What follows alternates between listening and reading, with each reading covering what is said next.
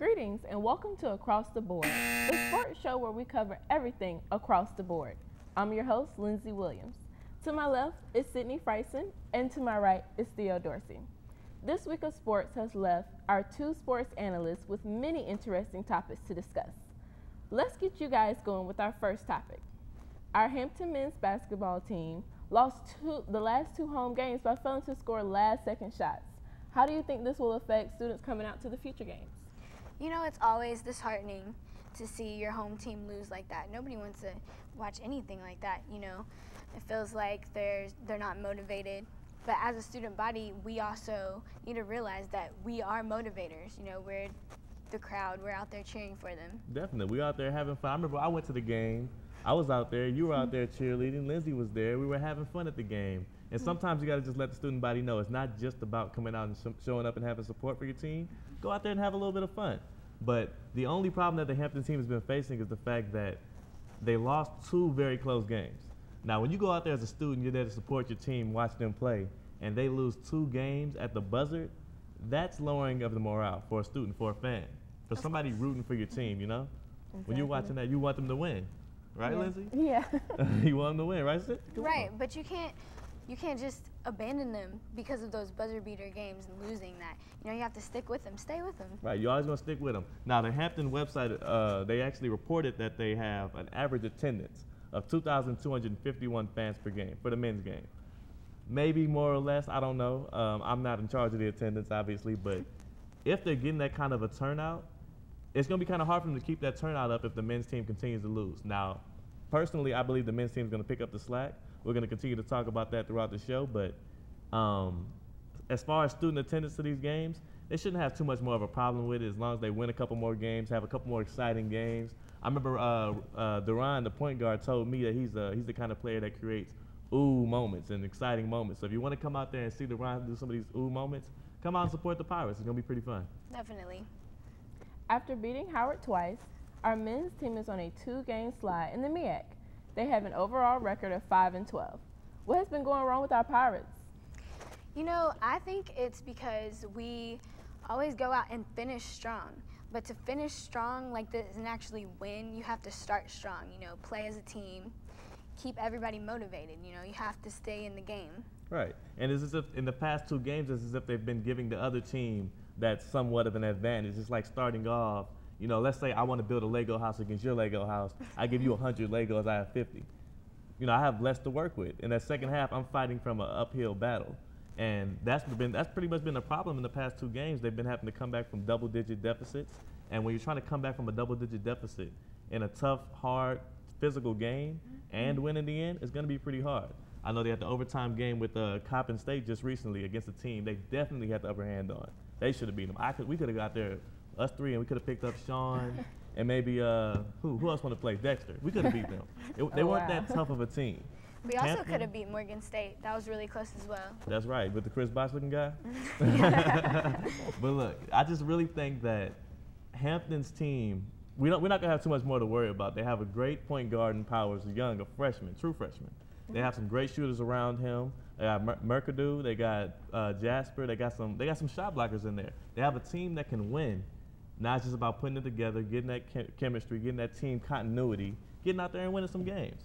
Exactly. You know what I'm saying? They just have to stay focused. We got this. I know we can do it. And another thing, secure defensive rebounds. I talked about this earlier with you before the show, and we were talking about how versus Morgan State, they allowed 19 offensive rebounds. And in those 19 offensive rebounds, they allowed 19 second chance points. If you're giving up 19 second chance points and you expect to win a basketball game, it's going to be pretty tough.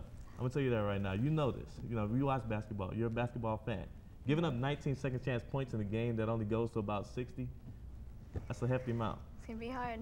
It's going to be hard. But as long as they secure these defensive rebounds, they play solid defense as they have been, their offense has been pretty productive, other than the poor three-point shooting percentage. We're not going to touch on that today. But the offense has been pretty productive, and I would love to see them win more games, but they're going to have to strap down on defense, secure the rebounds, and I think Coach Joyner has to go in the right direction. So we're going to see some big things from him. He does, and definitely with this game, Saturday against Norfolk State, that's a rival. That's a big one. Yep. You know, they're going to want to win this for everyone. You never know what to expect from Norfolk State. You know, them fans will get out there and get a little rowdy with us. Never. On the other hand, our women's team is undefeated in the MEAC and soaring. Do you think they will have a chance at a 4th straight MEAC championship?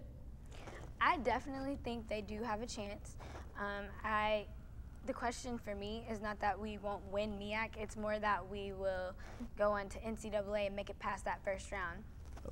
Definitely, and that's the thing. For me, the team that we have right now with the Hampton Pirates ladies team, they are doing great. They're undefeated in the MEAC, 5-0 right now. I don't see any team in the MEAC that looks like they can beat them. And you know, just the role they're on, that defense that Coach Six has created for them has been astounding. Top 15 in the nation. And we're talking about against teams like, we're talking about, you know, not just in the nation with HBCUs, we're talking about every team. We're talking about Notre Dame, UConn Huskies. They're top 15 in the nation in defense. With that kind of caliber of defense, plus just the excitement that they bring out there, their average margin of winning is 11.4 points per game. That's exciting. They're coming out there, they're winning games. They beat LSU this year. Why not? I definitely think they can even make a push to win in the first round of the NCAA tournament. I said it. Okay, let's move on to some of our favorite pro ballers. The Los Angeles Lakers find themselves in a pickle.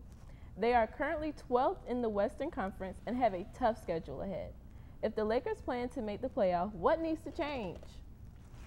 Well, you know, we all know Kobe Bryant. He's a driving force. You know, what Kobe does, basically what the Lakers do. I think he's a little frustrated right now with how things are going. I think that he wants to stay motivated, keep the team motivated. Yeah, of course, he wants to keep the team motivated, but right now they're just on such a tough downward spiral. It's hard to pick up off of that. In the past 10 games, out of all the NBA teams in their past 10 games, they have the worst record at 2-8. Right now they're 17-24. When you're 17-24, 12th seed in the Western Conference, trying to play that uphill battle like we were speaking of with Hampton's men's team, it's going to be hard. Kobe Bryant's out there trying to do it by himself when he doesn't have to. He has Dwight Howard on his team, right? Right. Dwight Howard, he has Paul Gasol, Steve Nash, future Hall of Famers. Why is Kobe trying so hard is my problem. Do you know why? Yeah, I don't know. You it's don't hard know? to tell. Why? Let's ask him. You know, let's see if he'll talk to us. Tell us Let's go. why he's trying so hard. I mean, I drew up the stats from the past 3 games. Kobe Bryant took 79 shots in the past 3 games. Dwight Howard took 15. Now, Dwight Howard is a dominant big man in the league right now, but you're only allowing him to have 15 shots per game. That's not winning basketball. They need to play like a team, like we mentioned in the for Hampton's men's basketball team. Yeah. You know, start like a team, finish like a team, and you get more wins. There you go. But, you know, Kobe Bryant doesn't believe in the team. Kobe Bryant believes in, I want the ball, I want to shoot it. And I feel it. He's great. He's one of the greatest. He has that kind of, you know, he's built that kind of rapport for himself to where he can take the ball and shoot it when he wants to. But is he going to win? I don't know. He has a game tonight against the Memphis Grizzlies in Memphis. Their road record has been atrocious this season. The chances of them winning in Memphis right now, especially after Memphis pulled off that big trade and secured Rudy Gay and Zach Randolph for the season, I don't think the Lakers have any chance right now at trying to right the ship. And 4 games out of the playoffs right now behind teams like the Rockets, the Timberwolves, it's going to be tough. And right now, I don't see the Lakers making the playoffs. What do you think? You think they're going to make it? They might. You never know. You might see a turnaround.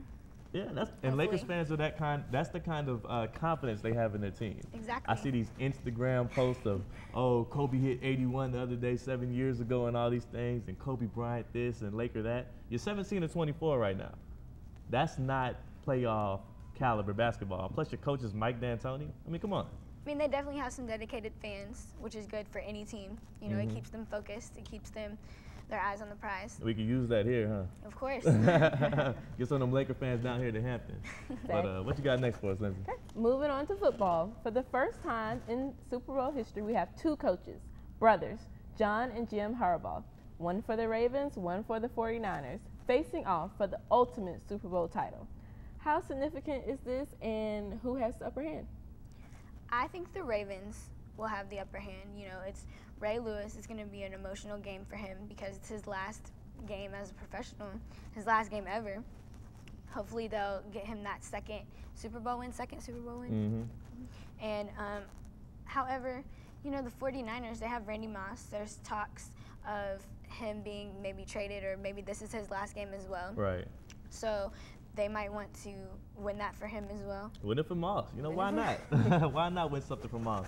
Moss has not gotten the Super Bowl he won. Remember back when he played with the Patriots, they had that undefeated season and lost in the Super Bowl when he was chasing the ring. So it'll be great to see Moss get a ring, but I think if you don't have a dog in the race right now and it's Ravens versus 49ers for you, everybody loves the Ray Lewis story. Ray Lewis has been one of the most influential players. I mean, I'm talking about when I was a kid. You know, if I had a basketball team, I wouldn't even give him a pregame speech. You know what I have to start doing? Just play some Ray Lewis motivation speeches to him in the locker room. You know what I'm saying? Yes. That guy is just great. He's a great guy to be around. I could imagine never been around him. But just watching him on TV, the emotion, the passion, the energy he has with the games. If you had just an ounce of that, you know how great of an athlete you can have, and that's why we have Ray Lewis in his final season, final game in the Super Bowl. I can't pick against the Ravens. The 49ers, I would say, is the better team, but having that kind of an emotional advantage in the Super Bowl, I don't know a story greater than that. Can you tell me one? Actually, you know, the Ravens having the advantage, or everybody projecting the Ravens with the Ray Lewis story, that makes the 49ers the underdog. And you know you don't want to go against underdogs all the time. Slightly, but then again, if you look at the betting line, at least, I remember last time I checked, they had the 49ers a 4-point overdog. So the Ravens, other people, you know, outside looking in, people are saying the Ravens, you know, they're picking the Ravens to win, but the 49ers is the better team. You got the better pass rush. You got a dynamic quarterback in Colin Kaepernick. I do not want to be on the defense trying to stop this guy, right? No. There's so many weapons the 49ers have. They got Alden Smith, almost broke the sack record. I don't know what happened to him recently. He went like 4 games without a sack. But the 49ers is such a great team. It's like my mind is telling me 49ers, 49ers, 49ers. Then I watch a Ray Lewis speech and I'm like, God, this guy is great, right? Yes. So my pick right now, it's going to be the Ravens. I'm sorry. See, my brain's over there trying to take over. It's going to be the Ravens. I just see them doing better, right? I mean, what do you think is going to happen? I do think the Ravens have a pretty good shot, but I think I'm going to stick with the 49ers. You know, Randy Moss, West Virginia. They got to rep the home state, huh? Got to rep the home state. You know, I really want him to get a ring before he gets out. That'd be great to see. But man, that Ray Lewis story is something else. Something else.